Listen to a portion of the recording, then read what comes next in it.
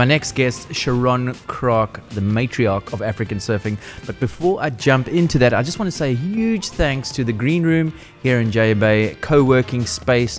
They got so many cool common areas as well as offices, recording studios, all sorts of things. The links are down below. The link is here. So give them a follow, give them some love on Instagram. Also, big thanks to African Perfection. Every time I come to Jbay, they are very gracious hosts.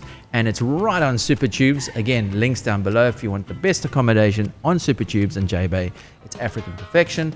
Thanks to my sponsors, Seasick Threads, and my associates over at Wavescape. Let's jump into the next podcast with Cheron Kraak.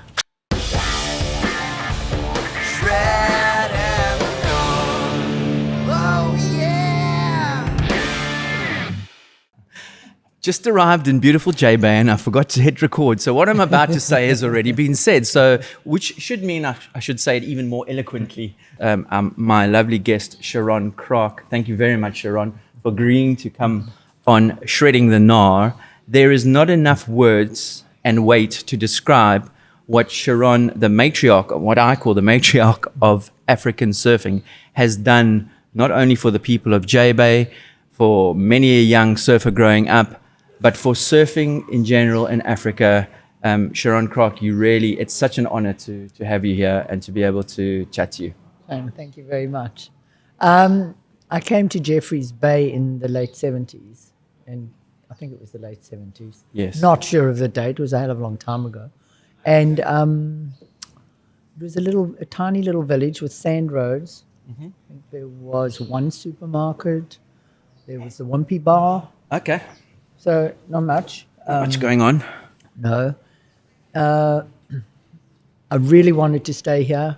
I really loved the whole atmosphere. I think it reminded me of Isipingo. We used to go there as kids. Oh, yes, in Natal. On our holidays, yeah, which is now an industrial town. Yes. I really wanted to stay here. There was two handfuls of people.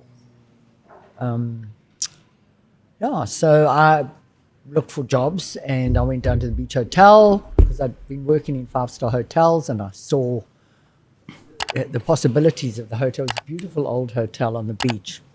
I saw beer gardens. I saw all sorts of festivals and activities. It was run by this couple that preferred, I think, their wine at 10 in the morning. They couldn't wait to see the back of me. They just couldn't wait to get me out the door. It was like, no ways.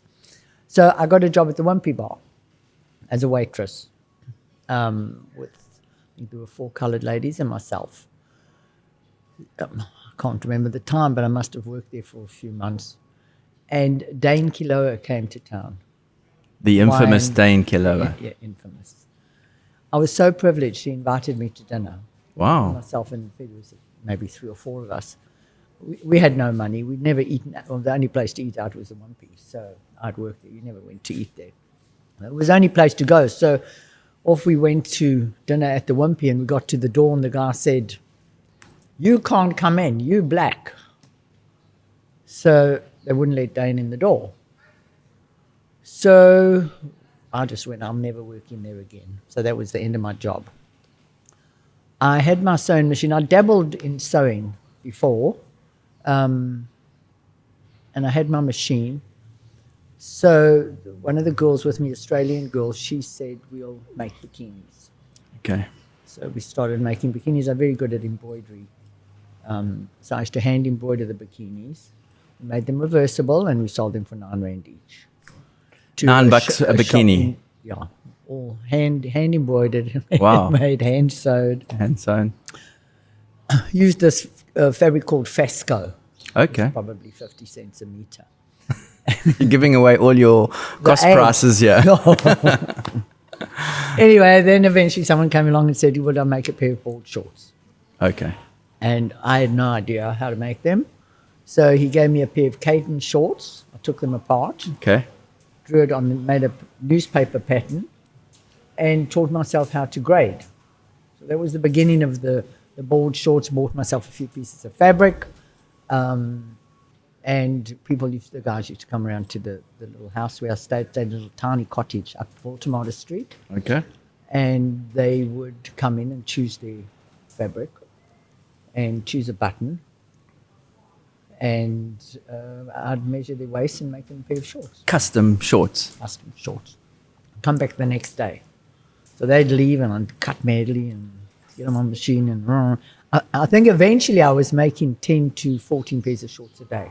A day? Myself. Before I hired the girl that used to come and help clean the Now, we've got to remember, there were no surf shops, right? No, you couldn't get banded board shorts. You couldn't get surf shorts. Okay. All the shops had elastic shorts. Okay. So you could not buy banded shorts in this country. It was like before Gotcha, I think. Wow. Or maybe they were, but they were more Durban orientated. Well, there was nothing here. So who introduced you to the board short? Was it one of the surfers that It was that a came guy in? I'd come from America. He had a pair of Caden shorts. Or someone Okay. had given him Caden shorts. Okay, got you. There wasn't much travelling going on in those days. Yes. Except Tony van der Heerwil and those guys. Yes. I then met a girl, Mary Mayer, and Robin Mayer. He was a yacht designer, and he worked for Apple in those days. Oh, wow. Yeah. And he had this instrument that did curves. And because there was no elastication in the shorts, Yes. you had to have curved shorts because you had to crouch. Got Otherwise you. Your shorts would split. Yes. So he made us these incredible patterns. And then where did we get the idea? We did curved waistbands and curved sides. Just so, they were fantastic. They were unbelievable patterns. So I continued with the shorts, and then Mike Larmont phoned me from Durban and said he wants 6 pairs of shorts for his shop. 6. 6. What an odd number. He's not taking them unless I have a label. So I went, okay. Looked on the shelf. It was Country Morning Breakfast cereal. So it was, we were hippie-ish. Yes. So it was going to be Nature's Own or Country Feeling. Got you. So the whole way to Port Elizabeth, my friend and I were going Country Feeling, Nature's Own. Anyway, it ended up Country Feeling. That's how you came up with the name? Yeah, from Kellogg's Country Morning cereal. Sharon They're got not her. getting royalties. They're not Forget getting it. royalties. It's too late now. It's over. You've had your day. I don't even think they're around anymore. You outlasted them. And there it is across the road. Country Feeling still going. I'll bring it up on the screen. Yeah. Country Feeling still going. And Oh, so, excuse me, that was the beginning of it. And then, Jbay obviously grew. A few more surfers came to town. They hated us in this town. Really? Absolutely hated us. When you say they, there was who? There was the surfers and there were retired officers, Okay. pensioners, I think. All Yes. and maybe they weren't all retired, but they all acted retired. Yeah. It was a dorpie, a little small town. You should walk down the road and you'd see curtains moving. You see these eyes at the yes. back of the curtains. We was the hippies. But we weren't really. Yes. Well, they didn't come out and say hello We weren't, and get to know in the you. 60s, there were the Aussies here with the bags of Zol on the beach and all that. So that hadn't gone away, that whole Hippie vibe. And hippie vibe. I believe there used to be quite a crew of combis down at the parking lot, and there was always the one friend said cops to me, keeping an eye on things Oh, there. no, they used to terrorize everyone. I remember the one statement my friend said. He said, he looked at the combi and like 6 Aussies climbed out of the car. He went, thank God they don't make anything bigger than a combi. Because the guys, they used to get the surf clubs from Australia and they'd pack them into a Okay. combi and drive down to Jbay. Yes. So, so Country Feeling, we then ventured out and made a girl's pair of shorts and a girl's top. And By now you'd Quite- moved out of your house? where you were still we're at your house? spraying him on my little table, Okay. cutting out on the table. I was very good friends. Well, I'd met John Whitmore, and we got on incredibly well. And John came up with Walter Hoffman Yes.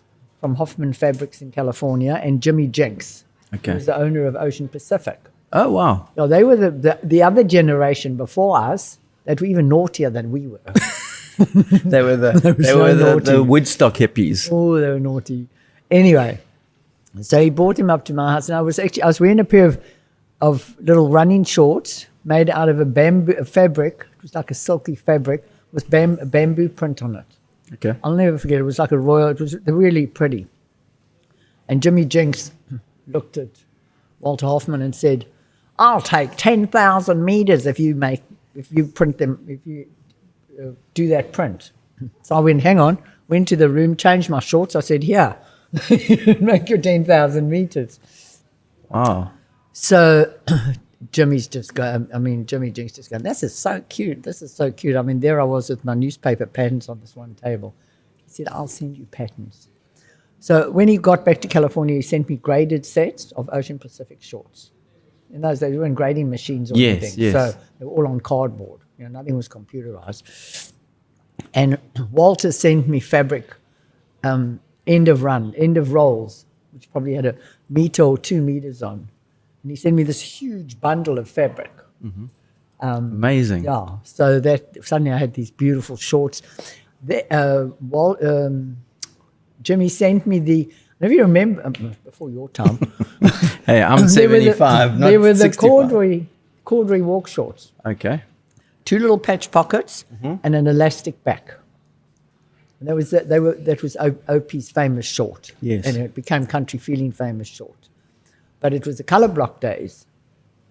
So we did the colour blocking on the guys' shorts, the Country Feeling shorts. Yes, I've seen those. And then we we did the calico shirts with the hand painted pockets, and we got shells off the beach and made holes in for buttons. We probably sold them for 12 rand each. and the drawstring pants. Faye, my daughter-in-law, said to me yesterday. She was the day before. She said, "Oh, you got a shell on the drawstring of your shorts." Yes. So I said, "Yeah." I said, "You know that when we did Country Feeling, we used to make drawstring long pants." And on the end of the cord, there's a special shell that you pick up here. Don't ask me the name, but it's an oval shell with a little hole in the middle. Okay. We used to use those as a trademark. Really? Yeah. Wow. So whenever I see one of those, I pick them up. They're not as plentiful as they used to be. Brings back a memory or two. Yeah. That's cool. That was the whole Country Feeling. It was so exciting to actually make something and see someone wear it. Mm. Yeah, I was like proud to see your shorts and your bikinis and your... Yeah. And so where did you go from there? Upgraded our labels a little bit. Okay. And then we were a surf company operating out my little kitchen. This is now the early 80s. Yeah. And I think Rupert had a surf contest with the Beach Hotel. It was the first one. Might have given them a pair of shorts or two. And then the second one was a lightning bolt. It was Country Feeling. Country Feeling was a little bit involved. We got a few more pairs of shorts. Okay. And then in 84, I said, I'm having a surf contest, Country Feeling surf contest. There was 10,000 Rand prize money. Wow. Man, I thought I was the bee's knees. I had 6 international For 1984. flags. Yeah. There were flagpoles at Supers. There was nothing at Supers. There were no houses or anything. Yep. There was a double-decker bus. We handmade the banners. Amazing. Country Feeling banners that were... Yes. Yeah. Well, handmade, some machine stitched in that. And we had a Coke caravan. And a little wood panduki, which the judges sat in. And I think Genzi, who still works in the Country Feeling shop, Michael Ginsberg, Yes. famous Michael Ginsberg, Yes. he was one of the judges. His long hair. And, Yeah. So the night before, someone said to me, because of course we had no charts to look at whether we were going to be waves. Yes. All we had in the Herald was a tiny little, on the second page on the bottom, there was a little synoptic chart, which told you the highs of the low That's pressures. all you as the had low in those pressures days, was coming that little... yeah, that little the cartoon. 980 or 995 or, yeah. So You didn't have Spark and his swell no, predictions. Spark, we would have loved you in those days. And I phoned the weather station. I became very friendly with the guys because, of course, years after that, we had the QS contest. Yes. And ASP. yeah, and the same thing. You get your days, and there's no waiting period, not like the luxuries we've got today. No. You have your 3 days, and that's it. That's it. So someone said to me, aren't you worried there's going to be waves? I said, oh, no, I'm far too busy. I can't worry about that.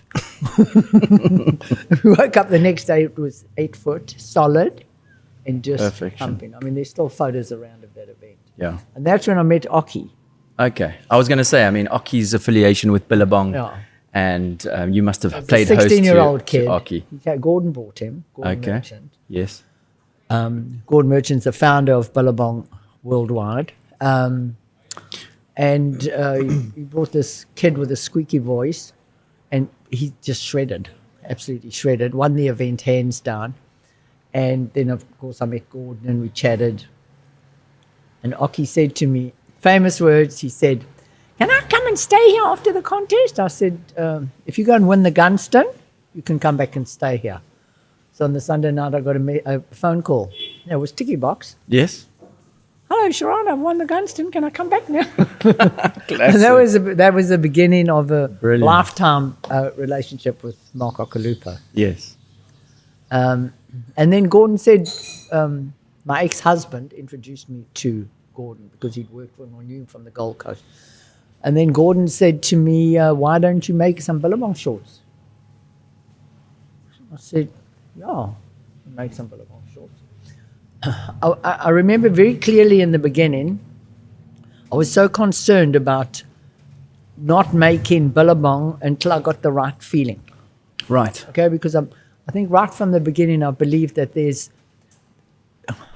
I'm actually reading the book at the moment, there's a why to a brand. There's a why and a what and a where. Yes. It's not about what you make. Anyone can just make anything.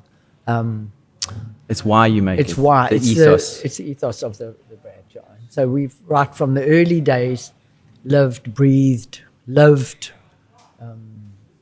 the brand. Yes. So you're part of the brand. It's all part of it. It's got a ground. It's got some guts.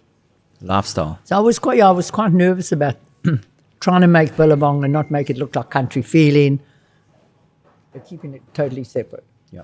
So that took a while. That probably took a year or two. And then, of course, we did the fluoro shorts. I think Those that were was a the big late hit. 80s. I don't know, late 80s, and they had that fluoro blended short, which they printed in Australia with machines. Well, we didn't have that money. No one would lend us money. I mean, there was no funding, so we never had any money.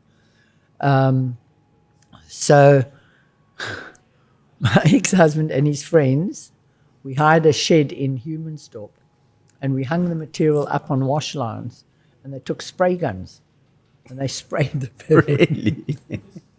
and then we ironed it. Wow. And that's how we started our fluoro shorts, and they just took off. It was absolutely crazy. Billabong just took off. And that was the beginning of an absolutely wonderful journey. And at that point, you'd now secured the license for South Africa of Billabong. No. Oh, you were just No. working Gordon with. and I had a handshake. Okay, got you. Okay. Gentleman's agreement. Yeah, Gordon has always been a complete gentleman and a man of his word. Yes. And that's what it was, probably for 5 years. And then I sent him a telex Yes. to say that I needed a license. I didn't even know what it was. I needed a license because I had to. The Reserve Bank wanted it because I was trying to send Gordon his money, his work. Got you. And then I got a license. So right up until the end, right up until I sold Billabong back in 2006-07 to Billabong International. That was just after they'd gone public. And just before the crash. Just before the crash, yeah. Right up till then, Gordon's just been a powerful, honest, brilliant person. I mean, he was tough. I mean, he made me cry a few times. Okay. He was tough. I remember Bob Hurley standing up at the conference saying to Gordon, "You're just bullying her. Stop." I was Really, crying, eh? yeah. Sure. I was very good friends with Bob. Yeah. So, yeah, it was great in the beginning. We used to travel overseas twice a year, once to Australia, once to America. I'm skipping a few years because otherwise we're going to be here all day and tomorrow. Yeah, and we the next day. can talk for years. And that's Yeah. why I said earlier on, there's just not enough time to go through everything. Yeah. So, yeah, and then we had 6-month conferences overseas. And, at first there were 6 of us. I was the only girl. So, I mean, it was quite tough being a girl. Understatement, probably. in a surf industry. Yeah. Because there were no girls in the surf industry. I did also get away with some stuff too, because I was a girl. But we'll keep that quiet. But even as a competitive surfer, as a woman in those earlier days, was tough. Oh, no. You know. I remember, a few years later, Rena saying, we want to make some girls surfwear. And Gordon looked at her and said, Rena was Gordon's wife. Yes.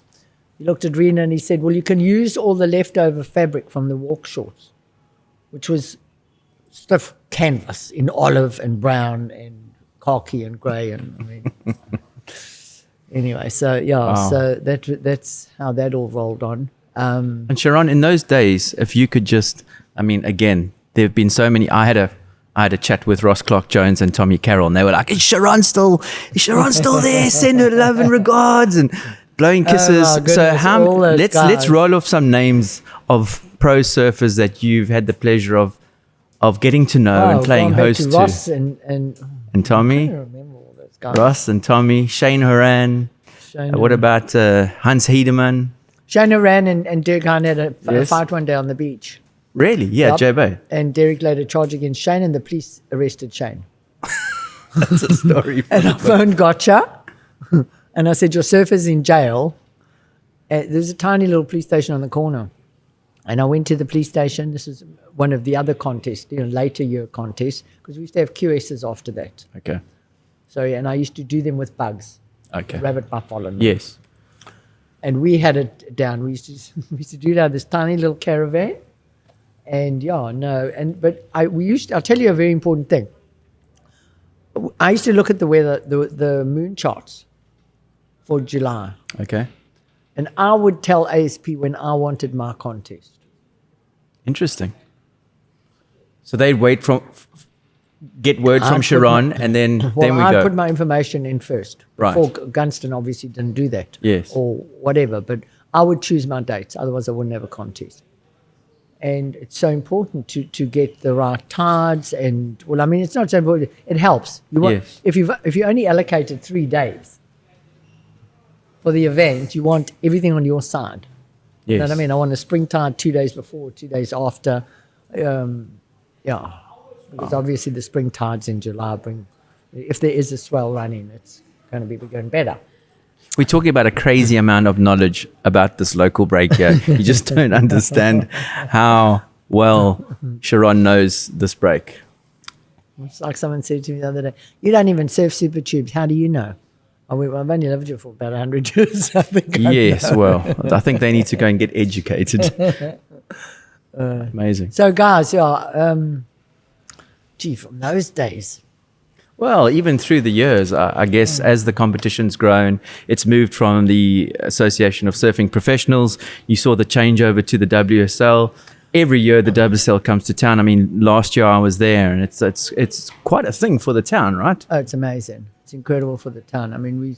Anyone in business in town, especially in the retail or the hospitality or restaurants, it's like another season. Yes. It's like another December season. It's good for the Because town. otherwise, Yeah. I'm sure the towns down the coast, the Plates and the Niceness and all that, they definitely don't have what we have. Yes. 'Cause we have a definite winter season, and you can see around Super Tubes, it's all just guest houses. Everyone caters for the surfers, really, True. which is amazing. And thanks to African Perfection is where I'm staying tonight. Right Oh, on, you? Supers. Oh, good. Yeah, I know. Amazing. Oh, how I ended up with that plot was we used to use it for our parking when we had our contest. So Okay. that was the parking, Yes. and the bus was next to it for our QSs. And because thereafter the 84, which was so successful, I think we skipped 2 years. We had one the next year, and then we skipped 2 years. Someone said, why aren't you having a contest? I said, I haven't got any money. So we had contests when we had a bit of money. That's how you had to do it, That's how we basically. had to do it. Amazing. And then my ex-husband bought that plot. Okay. And then after the wheels fell off the marriage, I think he was going to build a house there. And I went, no, my parking for my contest. There we go. And that was the beginning of African Perfection. Amazing. And then you would have known about the rivalry between Billabong and Quicksilver. Old Lamboras. Lamboris and Morris came to town. Yeah. I mean, that was full-scale war. Anyway, But that's water under the bridge now, right? Oh, no, it is. Completely. It is. Yeah. But the rivalry was great for the industry. Yes. It was fantastic for the industry because everyone was just striving to be better and more. And you know, we did a contest. They had to do a contest. And so on. And it was, in hindsight, very good for the industry. We are now very good friends, Arthur and myself, and have been for many years. That's brilliant. Yeah. And it was actually funny, even when we weren't talking, when we were at war, as they say. Yes. I'd get a phone call to say, I've just sent you down a pair of your shorts, because Mr. Price used to copy our shorts all the time. So and Arthur and I hated counterfeit, and we used to help each other with the counterfeit. So he wouldn't say, hello, how are you? He wouldn't say any of that. He'd pick up the phone and he'd say, I'm sending you a pair of shorts. I bought them with Mr. Price. Phone down. Just like that. Or, what are you doing? Edgar's want to extend their boys' delivery by 2 months. I'm not doing it. And I'd pick up the phone and I'd go, well, I'm not doing it either. Wow. So we had it, we did. This We understanding. always had a good understanding. And Yes. we always both nurtured the industry. Yes. We've never, we were very fussy as to where we put our garments. You know, I'd have people phone me, and it was quite difficult because I think there's a law where you're not allowed to refuse to supply someone. Mm-hmm. And I think I had a couple of lawyers' letters and all that stuff because I refused to supply people because their shop did not fit the Billabong image. So that's how much we cared for our brand and nurtured it. Got you. Yeah, there were some other brands that were quite happy to go into like the bigger chains. And that's what I'm talking about, Yeah. the where and the what. You know, you can make anything. That's it. Anyone can make anything. It's the identity of the brand that the kids want to identify with. It's not really that actual pair of baggies or that actual T-shirt or the print. It's the name that they have in their mind of what the what's the word? What the ethos of the brand. The brand is. What it stands for. I had a guy from that owned the freight company we used to use come and visit me. He'd come from Johannesburg. And he said to me, what's this? He said, my daughter, I'd promised her a new bicycle if she'd done well in her studies or whatever. Oh, it was her studies. And she said, no, Dad, I want to go to the Billabong, which was the surf one. He said, what is the Billabong? I said, no, it's the contest we have.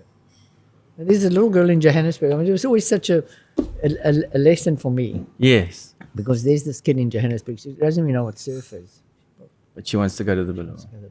That's what it She's got stood for. this Vision of this. amazing. Yeah. There was a point when Quicksilver would be opening somewhere, and then you would just buy the building. Yep. And it was such a move, such a great move. And they kind of And then they bought a building in town, and I went, yes, because I'd had a shop there before, and I knew that corner didn't work. Yes, great. So basically, they helped you build your portfolio of right. They bought real my estate. building. I used to rent the building in Jeffrey Street, which you can have a look out the window. It is at the back of this gorgeous place, and it's kaka.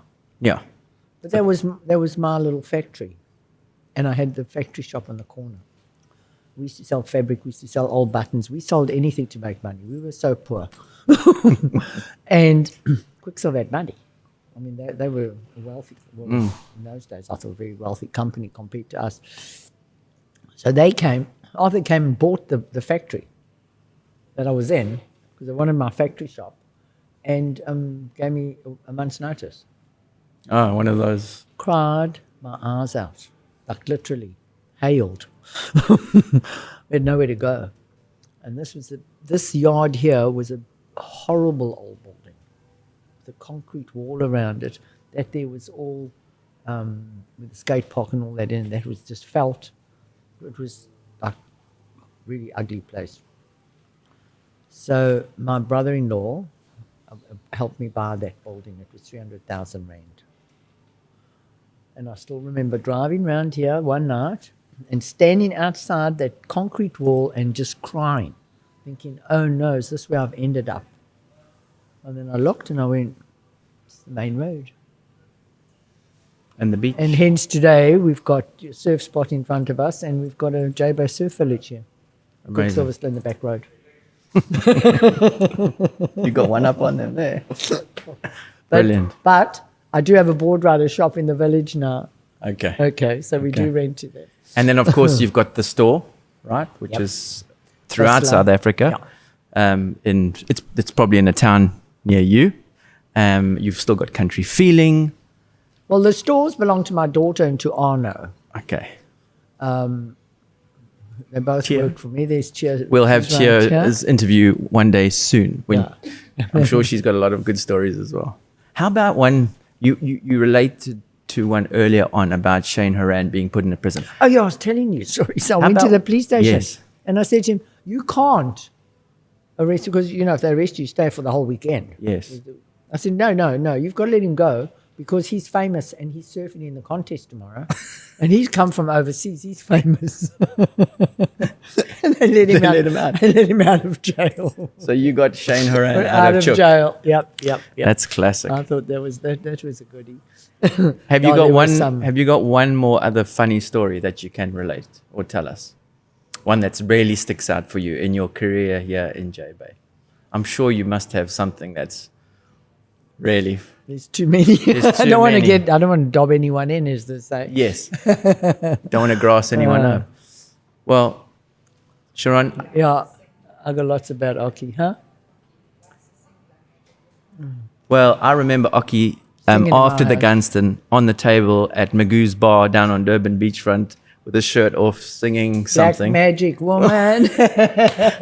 Aki, mate, if you listening, Black Magic Woman. Between him and Andy and Bruce, amazing times. Amazing times. Joel, they Manga Berry. Yes, Manga Berry. They all stayed with me back when they were the Green 16, Iguana days. 17, And crumbs. Made all the movies, and then Jack McCoy. Jack McCoy with his what was it? Yeah. What was it? It was Green Iguana, and it was there was another one he did. Bunny Up Dreaming? No? Yeah. He did Bunny Up Dreaming. All the movies. Yeah. But they came here with Kelly, Johnny Boy Gnomes. Johnny Boy Gomez, yes. There was Kelly, there was that photo. There was Aki, there was I think 6 or 8 surfers. All the famous guys. And we'd phone Gordon every day. Now there was no internet that Gordon could have a look and see what the waves were doing. I think Jack used to send him photos. And there were days it was 4 foot, 5 foot. And he went, You're not surfing. Gordon was a proper surfer. Okay. We're going to have a challenge. It's going to be a proper challenge. Yeah. The last day was 8 foot, 6 to 8 foot. Grinding. And then Luke Egan had the event where we gave a piece of land away. Derek Hahn. Sorry, Derek. Derek had the event. And Luke won it. Luke Egan won it. And when he gave him his prize, he had a bit of soil in a cardboard box because no one knew about the land. And he took it and he poured it over Luke's head, and he went, "There's your prize." And it was a piece of land. Yeah. Oh wow. But I'm still friends with him. I'm still friends with all of them. So he's good. There's a lot of. So there's a wonderful history. I think surfing has given me so much, so it's only a pleasure to be part of it. Still part of it. I still have Whistler's Groms coming to stay with me. Amazing. Paul Nordy is one of my better friends, who I respect beyond. Love him. We've been friends forever, and so obviously now we do Whistler. Anna and Cheer, they do it. Do a fantastic job. Once again, the whole ethos of the brand. Yes. It's real, it's innovative. It's creatives and innovators. Correct. And it's ride anything, and it's It's a whole new, fresh thing for the kids. Goes beyond surfing. Yeah. Oh, yeah. I wonder what would have happened if the brands hadn't gone public. It's a good question. That to me was the most heart-tearing Moment in that surf ever happened, history. because Yeah. they, even when the brands were big and they were doing hundreds and thousands and millions of dollars, never did they ever, not Quicksilver, not Billabong, not Ripcord, no one ever got ads done by advertising companies. We all did our own ads. I remember begging the chains, Edgar's, all they wanted to do is put us in their magazine. I used to beg them. So I'll pay. I'll pay towards the ad. I'll pay for the ad. Please don't put it in your magazine. I used to do that. Yeah. Because Yeah. they only a surfer can run a surf company. Yeah. True. Yeah, there's no way, and you've seen it happen. I mean, look what happened to Billabong. Look what's happened to all the brands that have gone public. Quicksilver, Ripcord's just gone public. Well, they've been bought by a public company. It's not the same. It's all about. My philosophy was you're only as good as your next range. That's true. Your next season, right? Yeah. No one's going to buy your range if it's not that good. If Yeah. it doesn't sell, you've only got one season. So, and they forget that they're all about numbers and Bottom line. Yeah. sheets and Yeah. papers, and that was my worst department, the accounts. Even when we got huge, and I'd go, it was like going to the dentist. Exactly. Almost as bad as interviews. I can completely relate to it. I just didn't. And I'll tell you another very important thing is the timing. Is your timing. Timing is everything. Timing is so important. And I was very, very fortunate. I just seemed to be in the right time, the right place, and they came and bought my business back at the right time. I think someone loves me somewhere. You must have been doing something right. But, and you got to give back, If you've got to give back. And that you have. I was thinking about it on the way here, and I was thinking about this relationship you have with Jbay. It goes beyond the town. It actually, I liken you to this wave that is full of energy, that keeps on giving every single year. Jbay is, I'm saying this, Jbay is the best event on the tour of the year, hands down. We've got the best arena, haven't we? The best arena, the best right-handed in the world. The energy and the power and it really is the tenacity in business that you've had, the strength that you've had as a woman in the industry. You're almost mirroring this wave. Oh, shame. That's really a compliment. But I'll tell you another thing too, a message to give to everybody. You've got to start looking after the ocean. Correct. It's just, and I know there's all these hundreds of miles of plastic out there somewhere on the other side of the world, and there's all this stuff going on in Durban but everybody can do a bit. We're busy. We started the Surf Alliance, which is an NGO, my friend Debbie and myself. She came down, her and her husband retired down there. She said, I'm so bored. I went, great, come. I've got a job. So we got for this you. NGO. Yeah, We'll put all the links down below for the NGO that it's called Surf Alliance. Surf Alliance. Okay. Yeah, so we started with we got some kids from the underprivileged kids, which just at the bottom of the village, there was a little bite out of the building. Okay. And I put a container in there for them, so they've got their own little yard. And it's right across the road from kitchen windows, which is perfect. Yes. You should see the difference in these kids. We've probably got 60 kids over 4 days, Amazing. and you should see the difference in these kids in Yeah. a year. Phenomenal. It's hot. It warms your heart. Yeah. Anyway, so then I live on super tubes, very fortunately, and the rocky shelf there is just getting depleted. And the law in this country is that you can take 2 octopus each a day. So you, I, and Chio and Hugh can go down and we'll get 2 octopus each. That's 8 octopus in one day. No, man. Okay, so I don't care if they live 2 years. I don't care what. The mussels, my mom taught me how to get mussels. I taught my daughter how to get mussels. We're mussel eaters and pickers, but we pick them. Yeah. There's no mussels left. Wow. So, yeah, You are seeing the progression or the degression. So it's the under privileged people come and they take as much as they can get because they sell it, and the unscrupulous people that buy them anyway. So we're working with the forestry and we've got a great director of environment. She's fabulous, Numvela. And together with them, we are going to close. It was Paul told me. I was telling him on the phone. Yes. About the octopus. Paul Nadir, and he said they did it in Laguna, five Ks for 5 years. And he said they're getting abalone back there now. Amazing. Yeah, just close it off. So I'm doing 2 for 2. 2 Ks for 2 years. Brilliant. So that's on the go at the moment. And then Debbie's also, while we were just away in PG for two months. She's done this whole thing with the environment department, and we work really closely with the municipality, so that's great. We're putting net in, and she's working with water for something in PE. Okay. We're putting netting over all the stormwater drains. It's some sort of netting that goes into this is all her baby, but it's happening. And to stop any plastic from going down in the stormwater drains. Brilliant. All the little bits. Yes.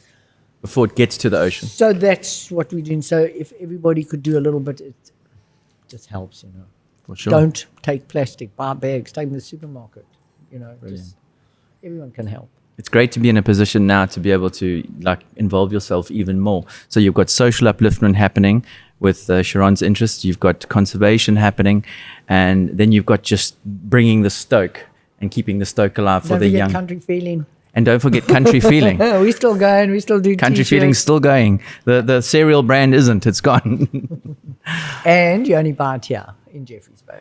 That's it. I'm not selling to anyone else. I refuse to wholesale. Same as our Firewire surfboards. You want one, you come to Jbay. Or buy online. All the links below. Cheron, it's been an absolute pleasure and an honor. I told you I can talk for hours. It's great. It's great. My Red Bull's kicked in now. So thank you very, very much. It's been an absolute pleasure listening to your stories. Thanks. I know we've only just touched the tip of the iceberg, but I think it's pizza much. But no, we didn't. I was very, very careful not to have you say pizza too often. But it's been awesome, and thanks very much, and all the very best with the NPOs, the NGOs, the conservation. Thank you. Again, the links will be down below. Support where you can if you want to make a donation, if you want to get involved. Please. And my wonderful family. I always forget to talk about them. I've got the most wonderful kids ever. Yep. And if I didn't have them, and they weren't like that, I wouldn't have done what I did. You're passing on your legacy, and they were just 1,000,000% with me and behind me, and family values. That's what you've instilled. Yeah. Great. Thank you, Cheron. Okay. Really.